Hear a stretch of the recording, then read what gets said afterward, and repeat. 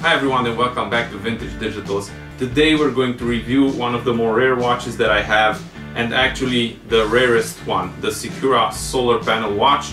Digital watch, of course. We are going to take a look at the manufacturer, we'll do an in-depth review of the functions, and we'll also do disassembly. But we'll start off with some history of the company. So the roots of Sicura can be traced way back to the late 30s, but the company was first registered in the Swiss Commercial Register in 1955 as Montre Sicura SA. It was owned by Theodor Svelos, which left it to his son-in-law Ernst Friedrich Schneider. Now Schneider was a smart guy because he grew Sicura in a big brand, selling over 1 million watches a year at their peak in the 70s. Also, he bought the rights to the name Breitling and Navitimer during the quartz crisis in the 70s. Yes, Breitling. Eventually the name Sicura was phased out and the company continues today as Breitling. Looking at the Sicura lineup, we can see a lot of diversity, from simple mechanical watches and stylish chronos to big chunky colorful divers. Sicura also had a big line of jump hour watches, so they had a little bit of everything without trying to stick to a particular design.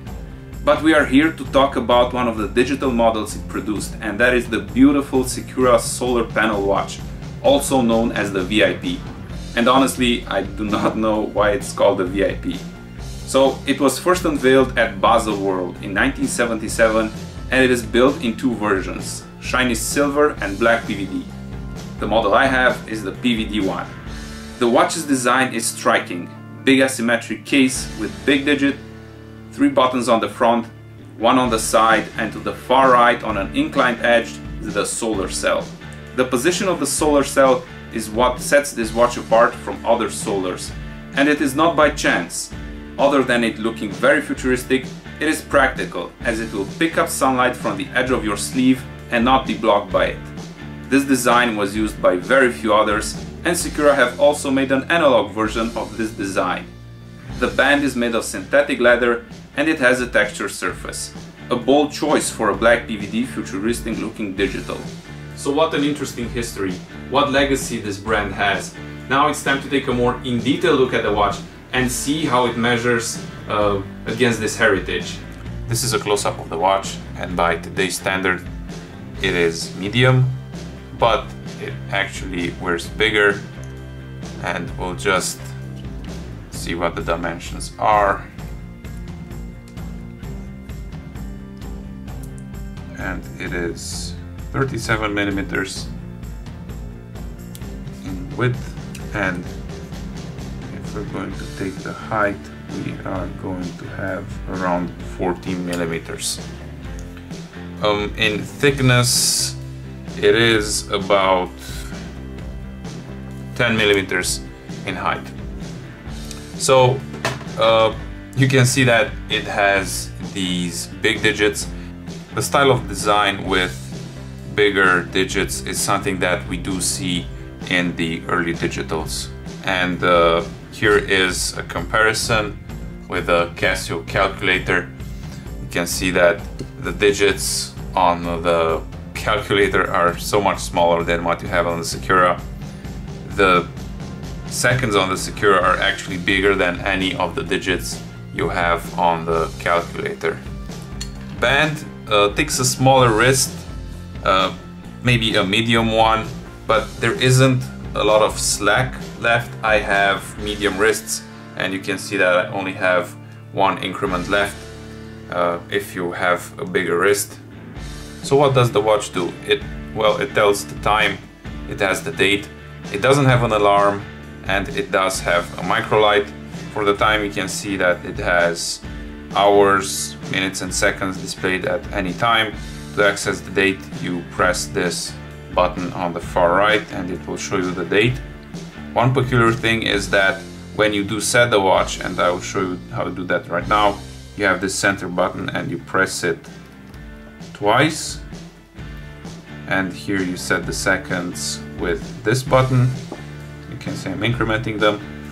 If you press again, you will have access to the hours. Now for the hours, you can see it has this A, and if I'm going to cycle through until I hit beyond 12, it will actually switch to P, which means PM. But if I set it, let's say for 2 PM, and I will go into the normal screen, and here I'm cycling through the date, you can see it says 2:38, but there is no PM indicator. So I suppose that the relevancy of having that AM or PM setting is for the moment that the date changes. So there is no AM PM indicator that you can see at all time. The way you access the microlight is with the button on the bottom left, and I'm not sure if you can see that. The microlight is very bright. So let's have a look inside the watch. I am opening it for the first time. I will not disconnect the spring bars.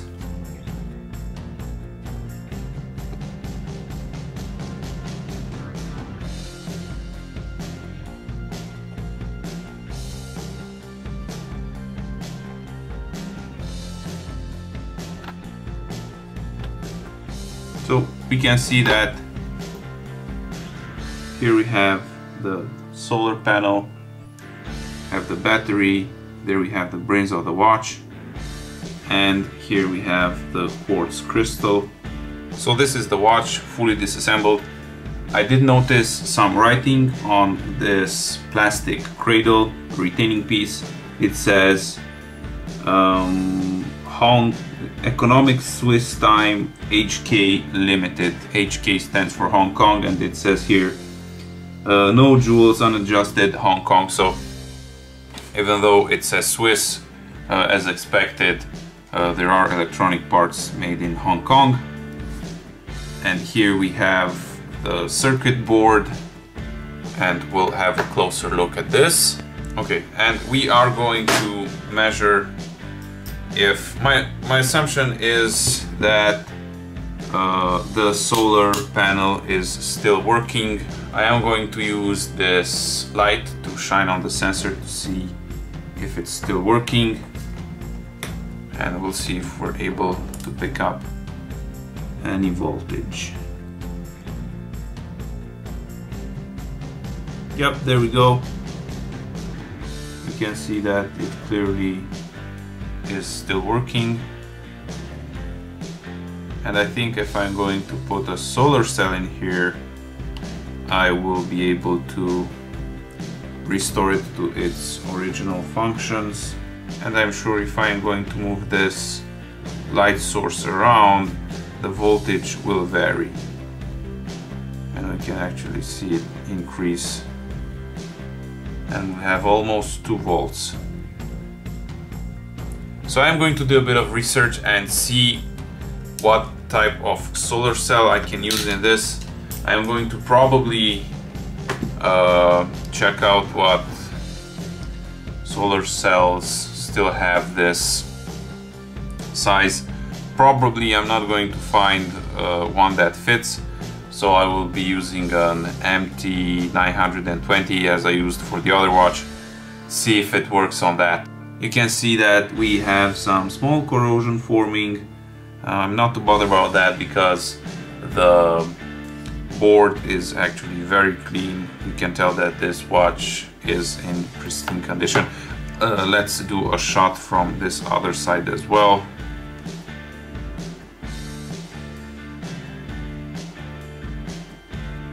And I think that is a diode for the solar panel.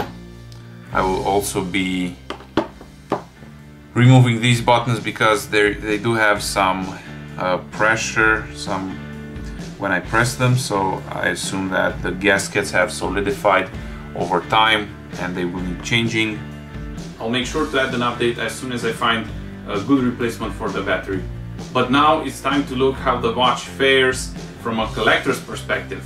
Let's give it some marks. The brand is not that well known for its digitals, and if you're not a solar digital aficionado, you may have never heard of this model.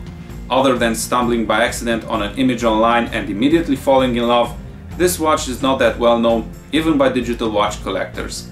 But because of its design and early roots, it still strikes a decent mark. You'll want one if you see it, trust me. we'll give it a 7 out of 10 for collectability. There aren't a lot of price examples out there, but when you do find one for sale, be sure it will not be for pocket change. A watch like this will run you well over $300 if you're lucky. Expect to pay way more depending on condition and the seller's appreciation for it. 4 out of 10 for price, as it is not in the buyer's favor. Availability is not a place to shine since the production run was very small. Finding one in any condition is a needle in a haystack. You might even call it extremely scarce. 2 out of 10 for availability. So that concludes the review of the Sicura Solar Digital. I hope I sparked your interest with this video. If you enjoyed it, give it a thumbs up and don't forget to subscribe. I try to release as often as I can digital watch related videos, watch reviews, repair tips and whatnot. And until next time, don't forget to wear your vintage digitals.